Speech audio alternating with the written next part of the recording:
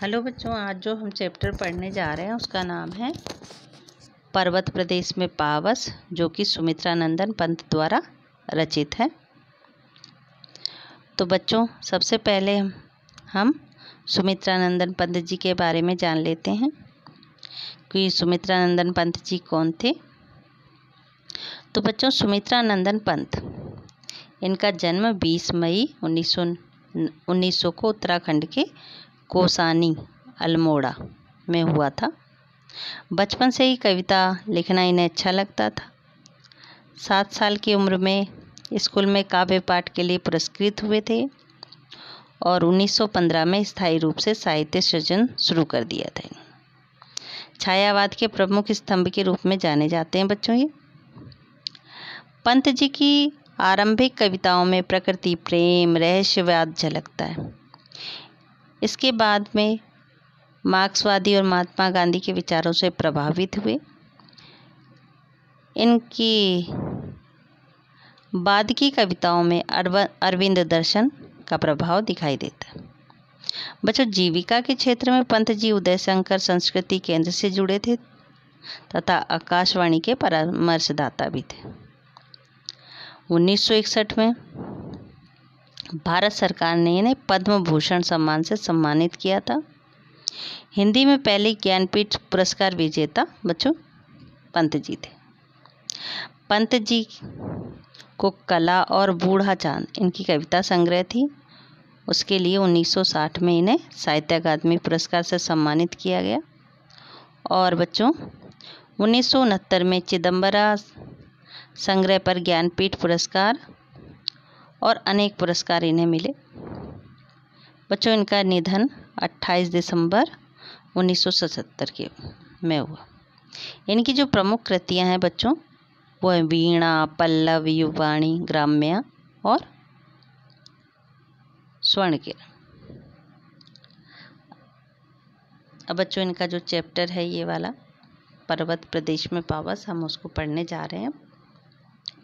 तो सबसे पहले बच्चों कि पावस ऋतु थी पर्वत प्रदेश, पल पल परिवर्तित प्रकृति वेश, मेखलाकार पर्वत अपार, अपने सहस्त्र दग सुमन फाड़, अवलोक रहा है बार बार, नीचे जल में निज महाकार, जिसके चरणों में पला ताल, दर्पण सा फैला है विशाल। बच्चों, यहाँ तक पहले हम इसके बारे में जान लेते हैं। तो सबसे पहले इसके कुछ शब्दार्थ भी जान लेते हैं बच्चों। जैसे पावस, पावस मीन्स वर्षा की ऋतु, पर्वत प्रदेश पर्वतीय क्षेत्र, पल पल यानी हर क्षण, प्रकृति वेश यानी प्रकृति का रूप, मेखलाकार, मेखलाकार मीन्स बच्चों करधनी की आकार की पहाड़ी की ढाल, अपार, अपार मीन्स बच्चों विशाल। उसके बाद में बच्चों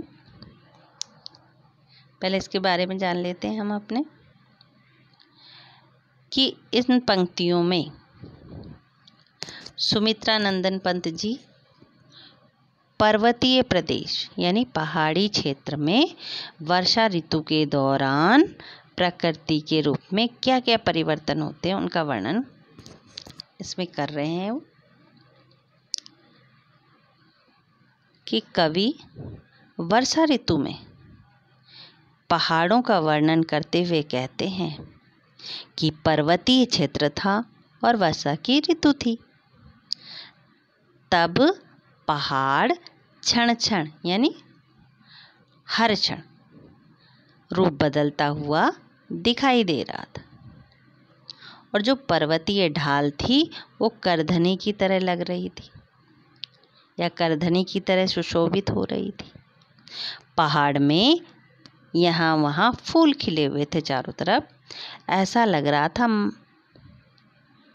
मानो पहाड़ अपनी हजारों पुष्प रूपी आंखों से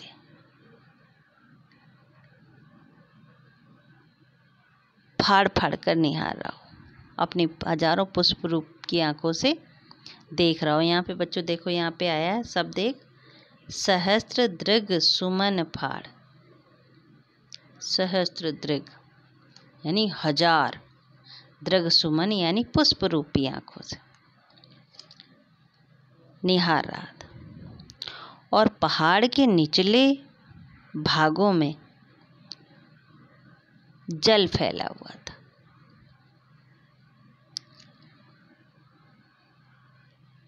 जिसका आकार विशाल लग रहा था। पहाड़ में जगह जगह पर तालाब दिखाई दे रहे थे। उसमें जब सूर्य की किरणें पड़ रही थीं तो वे दर्पण के समान लग रहे थे। अगला है बच्चों, यहाँ से अगला, गिरी का गौरव गा कर झरझर, नस मन में नस नस उत्तेजित कर, मोती की लड़ियों से सुंदर, झरते हैं झाग भरे निर्झर। गिरिवर के उर से उठ उठ कर, उच्चाकांक्षाओं से तरुवर, हैं झांक रहे नीरव नभ पर, अनिमेष अटल कुछ चिंता पर।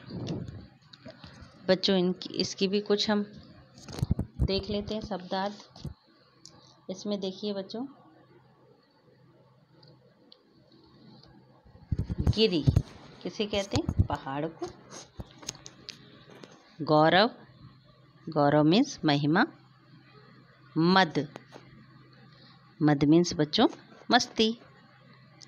नस नस, नस नस बच्चों, नस नस का मतलब रग रग। उत्तेजित, उत्तेजित करना बच्चों, जोश से भरे। लड़ी, लड़ी मीन्स या लड़ियाँ, लड़ी मीन्स श्रृंखलाएं या माला। झरते, एक शब्द आया बच्चों यहाँ पे, झरते। झरते मीन्स गिरते।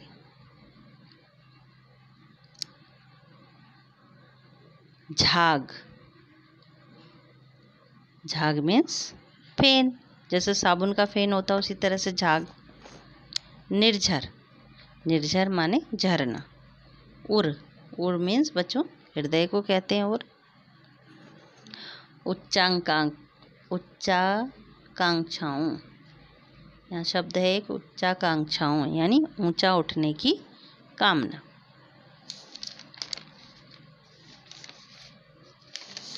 तरुवर, तरुवर बच्चों बड़े पेड़ों को कहा गया है। बच्चों इसका भावार्थ समझ लेते हैं, हम जान लेते हैं कि कवि वर्षा ऋतु में पहाड़ का वर्णन करते हुए कहता है कि पहाड़ पर जगह जगह झरने दिखाई दे रहे हैं और वे पहाड़ जो झरने हैं वो पहाड़ का गुणगान कर रहे हैं, यशोगान कर रहे हैं। झरने इस प्रकार शोभित हो रहे हैं या सुशोभित हो रहे हैं मानो मोती की लड़ियां लटक रही हैं। पहाड़ पर जगह जगह अनेक प्रकार के पेड़ खड़े हैं और किस तरह खड़े हैं? बड़े शांत भाव में खड़े। ऐसा लग रहा है मानो उनके मन में ऊंची ऊंची कामनाएं भरी। वे जो पेड़ हैं वो शांत आकाश की ओर झांकते हुए चिंतित से दिखाई दे रहे, चिंतित से प्रतीत हो रहे हैं।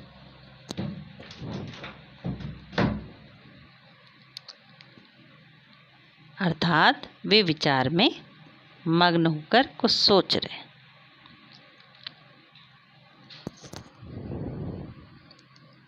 बच्चों आगे का लास्ट का ये है पैराग्राफ।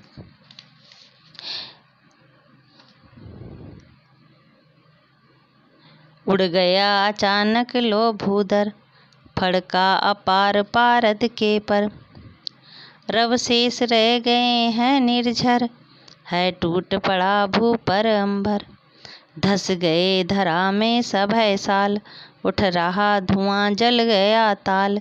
यूं जलद यान में विचर विचर, था इंद्र खेलता इंद्रजाल। बच्चों यहाँ शब्द आया है आपके भूधर।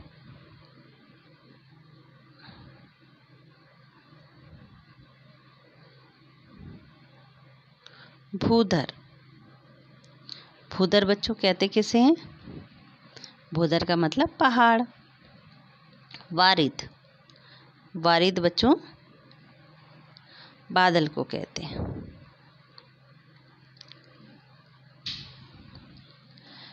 पर, पर मीन्स पंख। समय, भय के साथ। जलद, बादल। यहाँ लिखा है बच्चों जलद, यहाँ जलद, जलद मीन्स बादल। इंद्रजाल यानी जादूगरी भरे कारनामे। ताल, तालाब को कहते हैं बच्चों।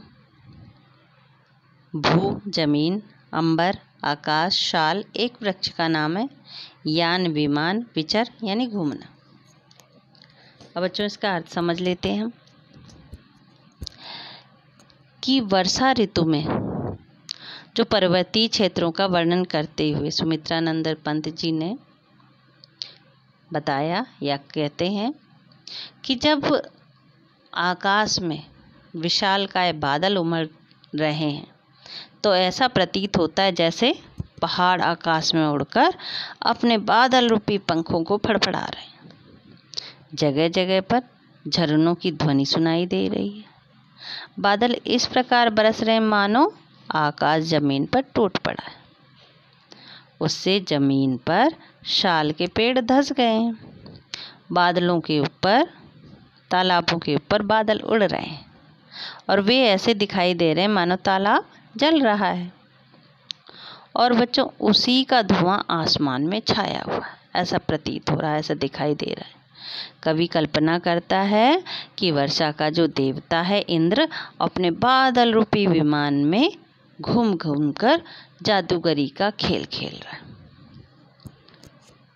इस तरह बच्चों आपका जो चैप्टर था वो समाप्त होता है।